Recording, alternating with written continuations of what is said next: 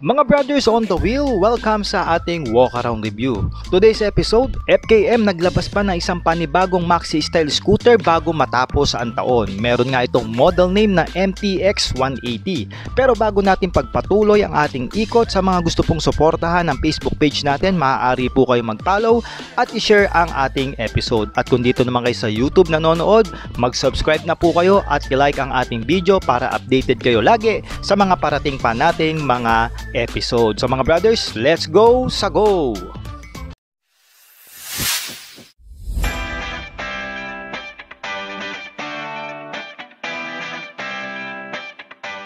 Mga brothers, available na sa Shopee ang ating riding jersey at iba pang mga riding gears na ginagamit natin. Nandyan yung link sa gilid ng video. Let's go sa go! Okay mga brothers, eto na nga ang bagong labas na maxi style scooter ng FKM, the 2025 o 2026 MTX 180 mga brother. Aba, dalawang kulay po yan. Ito po yung premium gold at elegant white. Yan po, yung tawagin namin ni Kuya Boyet. Ikot muna tayo para po makita nyo in 360 angle itong motorsiklo o scooter na ito. Bali kasama natin yung si Boss Alan at si Kuya Boyet. Alright. Ayan, di ba? So anong palagay nyo mga brothers? Anong kulay ang nagustuhan nyo dyan? I-comment nyo nga sa comment section. Itong matte gold na premium gold ang kutawagin and elegant white. Ayan, start tayo rito sa unahan. Okay, so meron tayo ritong smoke black na non-adjustable na windscreen. So ang design niya napakalapad po ng kanyang front facing mga brothers. Ayan, so para kang naka-maxi scoot na around 250 to 300. Pagkapapansin yung kaha niya, tas matulis. Yan, pointed siya. Meron tayo rito mapormang daytime running lights, which is kitang kita pag araw. Syempre yan ang purpose niyan. At ang ating lente pagdating sa headlight is projector na po na LED. So napakalinaw po nito. White po ang color niyan. Tapos tingnan yung turn lights, nasa gilid pero kitang kita rito sa unahan, di ba? Look at the sharpness ng kanyang design, Ayan, tulis. Ang ating front fender dito matte black color po ang kanyang pagkaka-finish. At I can say na quality po ang fairings na ginawa rito ng FKM, Meron tayo rito mga brothers na front telescopic port at naka-disc brake po ang harap nating preno rito with the single pad piston caliper. Good news, meron siyang ABS. Ang gulong naman natin dito is 100 by 80 at 14 inches. Naka-tubeless na rin ito, At ito matte black finish po ang ating mags, Maangas din yung design.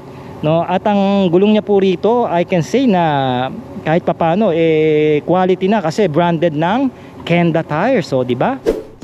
Aba mga brothers, pagdating naman sa kanyang riding ergonomics and dimension, masisiyahan kayo rito kay MTX 180 dahil po upright ang ating position dito na magbibigay ng komportabling riding experience. At syempre pa, isama pa natin dito ang kanyang malapad at komportabling upuan na naka single tone upholstery at yung kanyang put position na standard and put forward na magagamit natin sa long ride na pwede tayong mag-stretch dyan mga brothers. Meron nga itong overall dimension na 1945 by 780 by 1140 mm pagdating sa kanyang laki. Meron itong wheelbase na 1340 naman mga brothers. At ito pagdating sa kanyang seat height, mababa lang ito na tumataas lang ng 770 mm.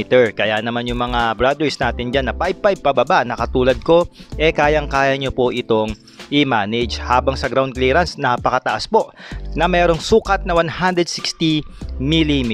At syempre pa, ang kanyang curb weight ay hindi malalayo sa mga maxi scooter na meron na tayo ngayon sa market dahil meron lang itong total weight na 135 kg at malaki po ang kanyang tank capacity mga brothers na umaabot ng 9 liters. At abangan nyo po ang ating test ride review dahil aalamin po natin ang fuel consumption ng scooter na ito. So okay, punta naman tayo rito sa likod. Ayan. So makikita natin meron tayo ritong matted black na grab bar, na nakasunod sa alignment nitong taillight niya, Yung taillight niya laki, parehaba. Di ba?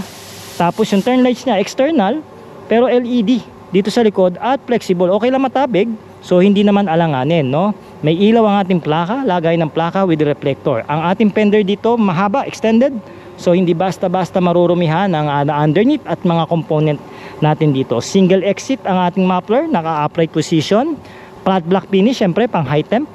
Alright. Sa makina naman siguradong may kalakasan na ang performance nito mga brothers dahil meron itong 18.3 horsepower pagdating sa kanyang dulo na merong 8,500 RPM at sumisibat ito ng 17 Nm of torque at 6,500 RPM. Syempre pa, fuel injected na rin ito kaya naman kahit papano ay meron siyang katipiran sa gasolina. Meron nga itong 180cc, single cylinder, single overhead cam na 4 po yung kanyang valvula. Syempre pa, naka water cooled na rin ito dahil mataas po ang kanyang compression ratio. Naka CVT belt drive po ito dahil isa po itong automatic scooter. Alright. So pagpupunta naman tayo sa kanyang side profile, ito ang makikita natin. Ayan. So napaka plain and simple lang po. So punta tayo dun sa elegant white. Ayan. So meron lang tayong badge ng MTX 180 and then FKM dito. No, makikita nyo yung footboard dito, pwedeng standard and foot forward. May mattings na rin yan na rubber ang tapakan ng ating pillion, aluminum yan. Kabilang side para makita nyo po mga brothers. Ayan, ganyan siya sumide stand. Hindi naman siya alanganin, tamang-tama lang. No, kahit alugin natin, hindi siya tutumba. Wag lang po yung mga pasulong o pasubsob. Baka po tumaob na yung motor siklo. May center stand ito at malinis yung ating gilid dito. Marami nga nagsasabi parang pang NMAX daw siya. Yan, parang katulad doon. Ayan, so wala pa tayong idea kung ano yung mga counterpart nito sa Japanese, pero Japan standard po ito, no mga brothers. By the way, bago ko makalimutan, ang shock natin dito sa likod is naka sub tank po yan. Di maganda-ganda ang bounce nito. At meron tayong tire hugger dito for extra protection sa ulan, putik at mga kung anong dumi, okay? At meron tayong single tone upholstery. Ayan, I can say na makapit ito at malapad siya. Talagang akala mo maxi scooter na around 200 to 300.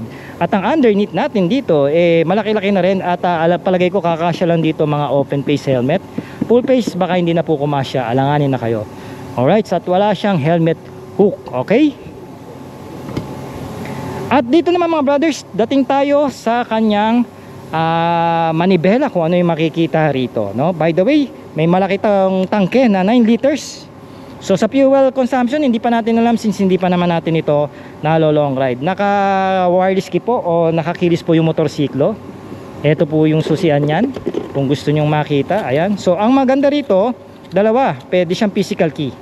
Kung sakali malobat yung susi nyo, pwede siyang may start ng physical key. Alam ko dito yan, ayan diba? So ganito po yung tsura niya. Pwede siyang meron siyang wireless key. No? So alam ko answer back ito kung hanapin nyo sa parking lot. And then meron tayo ritong compartment. Tapos nandito yung USB charging port. Ayun po, naka-open na siya. May sarahan ba to? May sarahan din, para hindi siya mabasa ng ulan, no? At ito kasya dito cellphone. Malalim kahit di na kayo magpakabit ng cellphone holder, pero kung nagnanavigate, magpakabit. So pagdating dito sa taas, maganda yung disenyo rito na ginawa ng FKM. Meron tayo rito proud ownership emblem ng FKM. Isa ito sa nagustuhan ko ngayon. At plastic po ito. Meron tayo rin mga basic switches. Busina, check. Pwede. Left and right. Yung menu ng ating TFT display nandito. Low beam, high beam. Meron pa tayong flasher. At non-adjustable po ang brake levers natin. May ordinary tayo rito handle grip at plastic na lang po ang ating bar end o end bar. Standard po ang ating side mirror dito, no, manamakanto. Sa kanan meron tayong stop start system na makakatulong para makatipid ang tayo sa gasolina. Patayan po ng ating ilaw and electronic starting. Subukan natin kung silent starting siya. Silent starting mga boss, kumpirmado. Tahimik na tahimik mag-start, no? Sangka pa. Then pagdating naman dito sa kanyang TFT display, buksan natin para makita nyo yung animation. Ano yung makikita? Ay yun yung logo ng FKM angas New breed of motorcycle. Ayan, so ito yung ating TFT, no? Meron tayong orasan, no? At ito ata parang dito sa Eco Mode iilaw siya. Yung RPM natin, speed meter, yung trip meter natin, engine temperature, no? Nandito. Tapos fuel meter natin, no? Ayan. Tapos yung odometer natin, so napaka basic pero napakalaki niya, 7 inches ata ang sukat nito.